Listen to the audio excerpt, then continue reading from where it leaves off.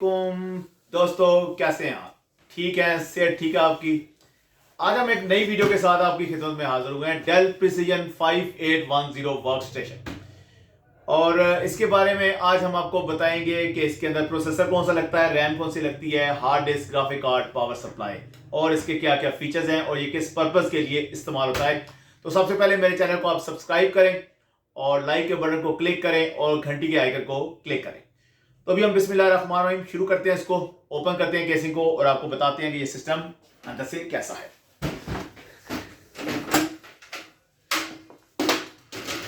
ये आप चेक कर सकते हैं, बिल्कुल नीट एंड क्लीन सिस्टम और ऐसे लगता है जैसे ये बिल्कुल सिस्टम इस्तेमाल ही नहीं हुआ।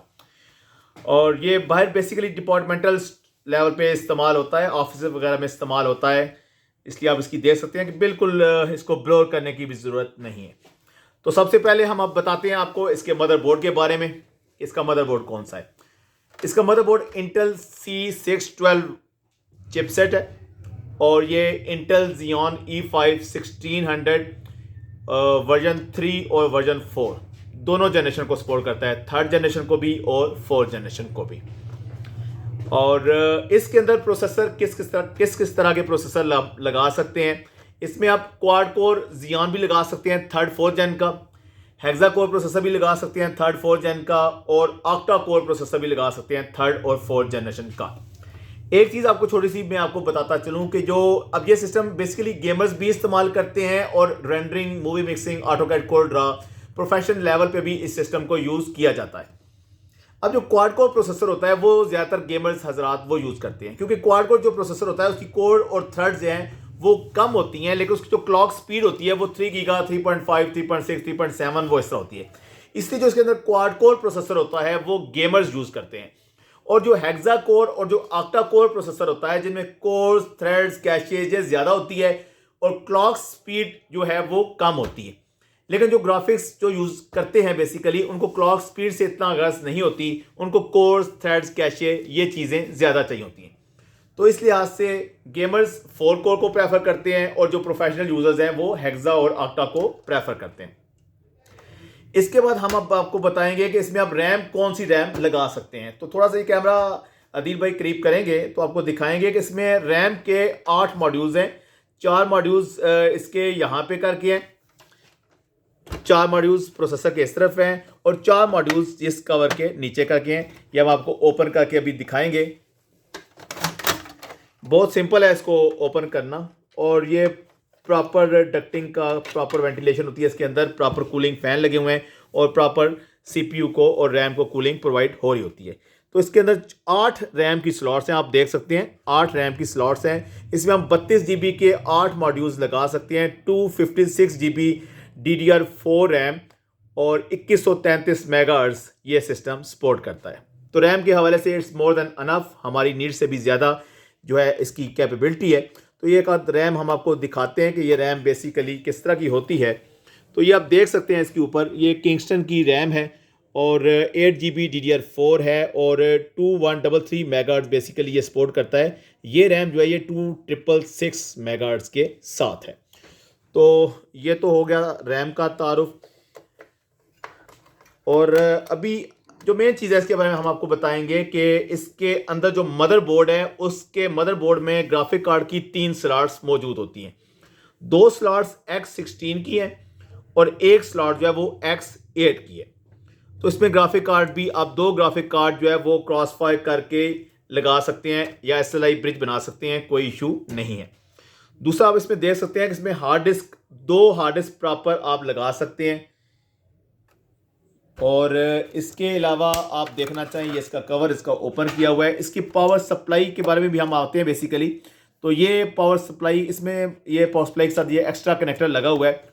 ये अगर आप हैवी ग्राफिक कार्ड अगर आपने लगाने हैं तो उसके लिए ये कनेक्टर्स को यूज़ किया जाता है। तो अभी हम आपको दिखाते हैं बैक साइड से, थोड़ा सा इस सिस्टम का रिव्यू दिखाते हैं कि ये सिस्टम बैक साइड से इसके अंदर क्या क्या ऑप्शन मौजूद हैं। तो इस सिस्टम के अंदर USB की बैक साइड पे 6 पोर्ट्स हैं। इनमें 4 पोर्ट्स जो हैं वो USB 3.0 की हैं और 2 पोर्ट्स USB 2.0 की हैं। इसके अलावा इसके अंदर सीरियल पोर्ट और PS2 कीबोर्ड माउस वो ऑप्शन भी मौजूद हैं।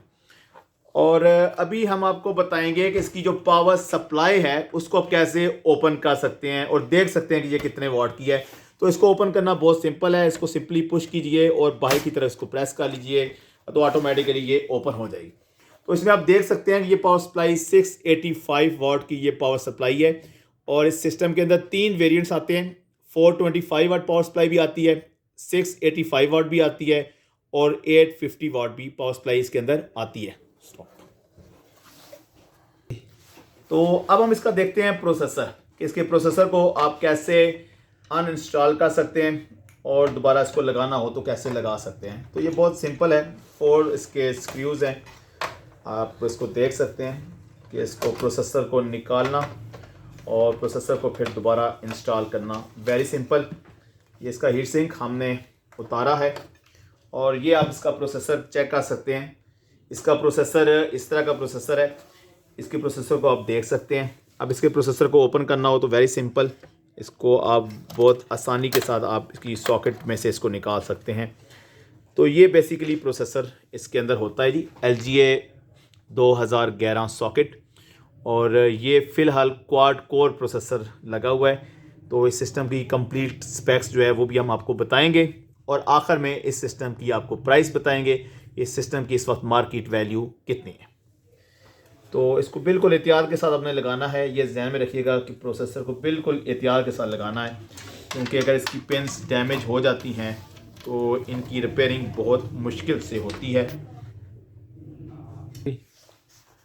और सबसे आखिर में हम आपको ये बताएंगे कि इसके अंदर ग्राफिक कार्ड आप कौन सा इंस्टॉल कर सकते हैं। इसके अंदर आप DDR4 graphic card, DDR5, DDR6, इसको कैंसिल करो, रोक दो। और सबसे आखिर में हम आपको बताएंगे कि ग्राफिक कार्ड आप इसके अंदर कौन सा इंस्टॉल कर सकते हैं। तो इसके अंदर आप DDR3, DDR5, DDR6 कोई भी ग्राफिक कार्ड इसके अंदर ऐड कर सकते हैं up to GTX 1080 Ti 11 GB, क्योंकि इसकी पावर सप्लाई बहुत शानदार पावर सप्लाई है 685 की और इसके अंदर 850 वाट की भी पावर सप्लाई आती है। तो अभी हम इसको आपको सिस्टम को ऑन करके दिखाते हैं और इसके आपको स्पेक्स चेक करवाते हैं और आखिर में इसकी प्राइस बताते हैं जी। ये अब हम आपको दिखाते हैं कि इसके अंदर स्पेक्स दिखाते हैं इस वर्क स्टेशन के। तो ये आप देख सकते हैं Intel Xeon CPU E5-1620 version 3 third generation का प्रोसेसर लगा हुआ इसके अंदर। और ये आप देख सकते हैं इसकी क्लॉक स्पीड 3.5 है। तो गेमर्स के लिए ये बहुत सूटेबल प्रोसेसर है क्वाड कोर का। और इसमें इंस्टॉल रैम जो फिलहाल लगी हुई है वो 32 GB DDR4 इसके अंदर रैम लगी हुई है। और अभी हम आपको दिखाते हैं कि इसके अंदर जो ग्राफिक कार्ड है वो कौन सा लगा हुआ है। तो ये आपको ग्राफिक कार्ड दिखाते हैं इसके अंदर। इसमें NVIDIA GeForce GTX 760 का ग्राफिक कार्ड लगा हुआ है और ये 2 GB DDR5 है और 256 बिट है और DirectX 12 को भी ये सपोर्ट करता है। और हार्ड डिस्क इसमें फ़िलहाल 320 GB हार्ड डिस्क हमने इंस्टॉल्ड की हुई है। तो ये आपको हम फॉर मार्क करके अगर ग्राफिक कार्ड को चेक करना हो तो उसको हम फिर फॉर मार्क के थ्रू आप जो है वो चेक कर सकते हैं। ये फॉर मार्क जो है इसके ऊपर बिल्कुल एक्सट्रीम लो डालता है। ये इसकी आप सेटिंग देख सकते हैं फुल स्क्रीन करके और रेजोल्यूशन 1920x1080 आपने सेलेक्ट करनी है यहाँ से।